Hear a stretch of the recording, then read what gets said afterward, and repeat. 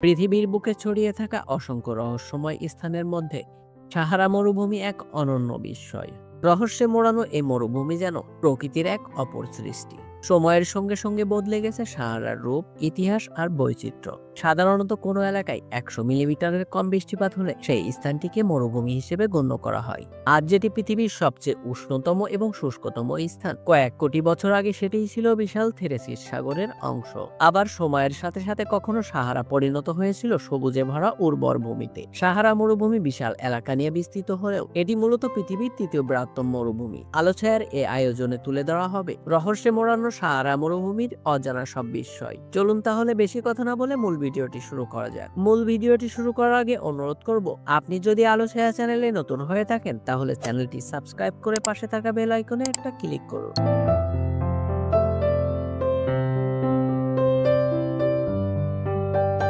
আমাদের এই পৃথিবী যেন রহস্যের শেষ নেই। পৃথিবীর যতগুলো রহস্যময় স্থান রয়েছে তার মধ্যে সাহারা মরুভূমি অন্যতম। সাহারা মরুভূমি কালের স্রোতে বিভিন্ন রূপ ধারণ করেছে। বর্তমান সাহারা মরুভূমি পৃথিবীর সবচেয়ে উষ্ণতম স্থান। কয়েক কোটি বছর আগে তা ছিল থেরেসিস সাগরের অংশবিশেষ। কিংবা বালুর রাজ্য খ্যাত সাহারা মরুভূমি একসময় ছিল সবুজ, উর্বর আর জনবসতিপূর্ণ। আদিমানব এখান থেকেই রওনা হয়েছিল ইউরোপের উদ্দেশ্যে। যুগ যুগ ধরে গবেষণা চলতে থাকলেও রহস্যের জট পুরোপুরি খোলেনি। অবাক করা সব তথ্য দিয়ে গোলক ধাঁধাই ফেলেছে মানুষকে। আফ্রিকার 12টি দেশের সীমানা জুড়ে রয়েছে সাহারা মরুভূমির অংশবিশেষ। উত্তর আফ্রিকার 31% অংশ জুড়ে সাহারা মরুভূমি অবস্থিত। এর মোট আয়তন 36 লক্ষ বর্গ মাইল। 250 মিলিমিটার বৃষ্টিপাত হয় এমন এলাকাকে যুক্ত করলে সাহারার আয়তন বেড়ে দাঁড়াবে 42 লক্ষ বর্গ মাইল। এমন এলাকাকে যুক্ত করলে সাহারার আয়তন বেড়ে দাঁড়াবে 42 লক্ষ বর্গ মাইল, যা প্রায় যুক্তরাষ্ট্রের আয়তনের সমান। গোটা আফ্রিকা মহাদেশটি পৃথিবীর একটি টেকটনিক প্লেটের উপরে অবস্থিত। বহুকাল আগে আফ্রিকা এবং ইউরোপের মাঝে থেথিস সাগর ছিল। ধারণা করা হয় 4 কোটি বছর আগে টেকটনিক প্লেটের গতির ফলে থেথিস সাগর উত্তর দিকে সরে আসে এবং আফ্রিকা আর ইউরোপ একসাথে মিলিত হয়ে যায়। ফলস্বরূপ আফ্রিকার উত্তর অংশ সংকুচিত হয় এবং সমুদ্রপৃষ্ঠ থেকে অনেক উপরে উঠে যায়। এরপর এই এলাকা ধীরে ধীরে পানি শূন্য হয়ে যায়।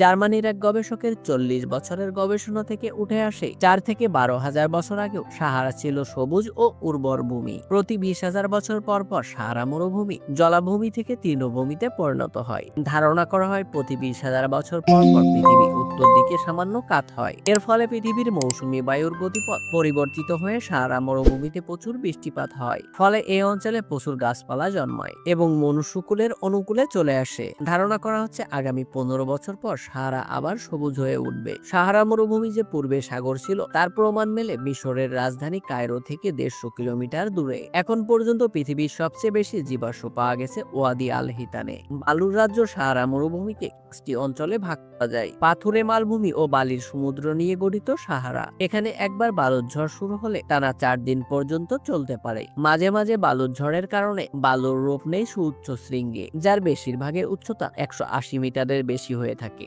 সাহারা মরুভূমি পৃথিবীর সবচেয়ে বড় বালির স্তূপ। এখানকার বালি দিয়ে গোটা পৃথিবীকে 8 ইঞ্চি পুরু করে ঢেকে ফেলা যাবে। হালকা বৃষ্টিপাত আর বাতাসের সংমিশ্রণে সাহারার বালু বিভিন্ন রূপ ধারণ করে, যার মধ্যে দেখা মেলে বালিয়াড়ি, পাথুরে মালভূমি, শুষ্ক উপত্যকা কিংবা নুড়ি পাথরের স্থান। তবে বালুর রাজ্য হলেও সাহারার বেশ কয়েকটি অংশে তৃণভূমি আর পর্বত রয়েছে। ছোট বড় কয়টি হ্রদ আর নদীর অস্তিত্ব রয়েছে সাহারার বুকে। পৃথিবীর সবচেয়ে উষ্ণতম স্থান বলা হয় সাহারা মরুভূমিকে, কারণ পৃথিবীর অন্যান্য স্থানের তুলনায় সাহারায় সূর্যের অস্তিত্ব অনেক বেশি। মরুভূমির বেশিরভাগ অংশ 82% অধিক সূর্য রশ্মি পেয়ে থাকে, আর সাহারার পূর্ব অঞ্চলে বছরে প্রায় 91% বা 4000 ঘন্টা সূর্য রশ্মির মধ্যে থাকে। এছাড়া প্রয়োজনের তুলনায় কম গাছপালা, গ্রীষ্মকালে 38 থেকে 40 ডিগ্রি সেলসিয়াস তাপমাত্রায় অসহনীয় হয়ে পড়ে সাহারা মরুভূমি। তবে গা পড়ে যাওয়ার মতো তাপমাত্রাও পৌঁছেছিল। আলজেরিয়ান মরুভূমির বৌবার্নোস শহরে 47 ডিগ্রি সেলসিয়াস রেকর্ড করা হয়েছিল। বালুর তাপমাত্রা পরীক্ষা করতে গিয়ে চক্ষু ছানা বড়া। সুদানে বালুর সর্বোচ্চ তাপমাত্রা রেকর্ড করা হয়েছিল 83 ডিগ্রি সেলসিয়াস। উষ্ণতা খড়খড়ে মরুভূমি বলে এখানে প্রাণীর স্পন্দন নেই ধারণা করলে ভুল হবে। ভৌগোলিক আর বৈচিত্র্যময় প্রকৃতির বৈশিষ্ট্যের কারণে এখানকার জীবজগৎ কিছুটা বিচিত্র। সাহারা মরুভূমিতে উদ্ভিদ জগতের প্রায় 2800 প্রজাতির বৃক্ষ রয়েছে। এখানকার 1/4 অংশ উদ্ভিদ স্থানীয়, যা পৃথিবীর আর কোথাও দেখা যায় না। আকাশিয়া সহ অনেক গাছ রয়েছে সাহারা মরুভূমিতে। আবহাওয়ার কারণে খাপ খাইয়ে নিয়ে এদের আকৃতিও অন্য গাছের চেয়ে ভিন্ন। বালুঝড় কিংবা তীব্র বাতাসের হাত থেকে রক্ষা পেতে গাছের আকার ছোট হয়েছে। বৃক্ষরাজের পাশাপাশি সাহারা মরুভূমির প্রাণীকুলও বেশ সমৃদ্ধ। অ্যাডেক্স নামক এক ধরনের হরিণের বাস রয়েছে সাহারা মরুভূমিতে। পানি ছাড়া প্রায় 1 বছর পর্যন্ত বাঁচতে পারে অ্যাডেক্স।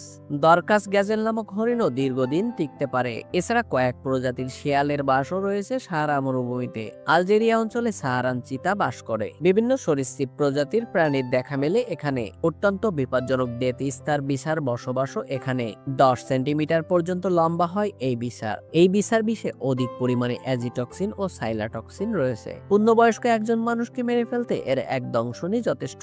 বৈশ্বিক জলবায়ু পরিবর্তনের ফলে সাহারার অংশ বেড়ে চলেছে। বৈজ্ঞানিক গবেষণায় পাওয়া গেছে বিগত 100 বছরে সাহারা 10% বৃদ্ধি পেয়েছে। আর বৃষ্টিপাতের হার কমে যাওয়ায় সাহারা মরুভূমির আয়তন বেড়ে চলেছে। প্রাকৃতিক দুর্যোগের সাথে যুক্ত হয়েছে মানুষের বেখেয়ালি আচরণ। এমন চলতে থাকলে অদূর ভবিষ্যতে সাহারার ঘনত্ব বৃদ্ধি পাবে, যা মানুষের জন্য অত্যন্ত হুমকিস্বরূপ। রহস্যময় প্রশান্ত মহাসাগর সম্পর্কে জানতে চাইলে আমাদের এই ভিডিওটি দেখুন। এই ধরনের ভিডিও দেখতে চাইলে আমাদের চ্যানেলটি সাবস্ক্রাইব করুন এবং আপলোডের পরপরই ভিডিও পেতে চাইলে সাবস্ক্রাইব বাটনের পাশে বেল আইকনে ক্লিক করুন। ভিডিওটি ভালো লাগলে লাইক করুন এবং বন্ধুদের সাথে শেয়ার করুন। এছাড়া আলোচনা চ্যানেলে পরবর্তীতে কোন কোন বিষয়ের উপর ভিডিও দেখতে চান তা কমেন্ট বক্সে এখনই জানিয়ে দিন। আজকের ভিডিওটি এ পর্যন্ত। দেখা হবে পরবর্তী ভিডিওতে নতুন কোনো আলোচিত বিষয় নিয়ে। ততক্ষণ পর্যন্ত ভালো থাকবেন, সুস্থ থাকবেন। ধন্যবাদ সবাইকে।